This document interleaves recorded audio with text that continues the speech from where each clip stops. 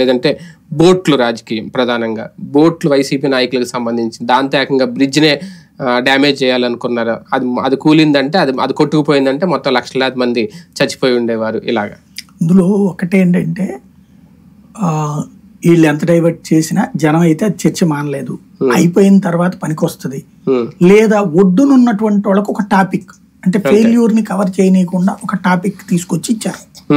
అక్కడ జనాలు నీళ్లలో నానతా తిట్టే తిట్లని కాకుండా మీడియాకి డైవర్షన్ పని, మీడియా వాడికి ఆ పని కాకుండా ఈ పని చూడండి. బట్ 4-5 రోజుల దాకా ఏ మీడియా కూడా డైవర్షన్ వల్ల పడలా.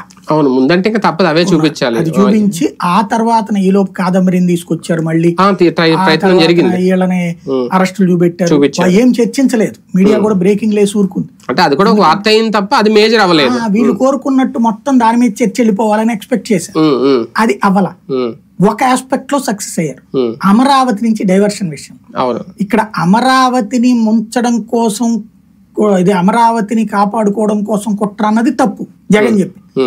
కానీ అమరావతిలో జరిగిన విషయాన్ని మిగతా మీడియా దృష్టి అటు వెళ్లకుండా ఉండడంలో తీసుకెళ్లడంలో సక్సెస్ అయ్యారు. ఇవాల్టి ఇంత మీడియా సోషల్ మీడియా యుగంలో కూడా అమరావతిలో ఒక వాగు పొంగిందని గాని, అక్కడ ప్రాంతం అంతా మునిగిందని కానీ, ఈవెన్ హైకోర్టుకి వెళ్లే దారి లేక, సెక్రటరీకి దారి లేక 2 రోజుల పాటు పనులు ఆగిపోయినాయి అని కానీ, హైకోర్టు చివరికి ఆ నీళ్లలోనే జడ్జి గారు వెళ్లారన్నటువంటిది కానీ, అలాగే చివరికి చంద్రబాబు గారి ఇంటి దగ్గరికి నీళ్లు వచ్చినాయి అని కానీ, దానికి దాదాపుగా ఒక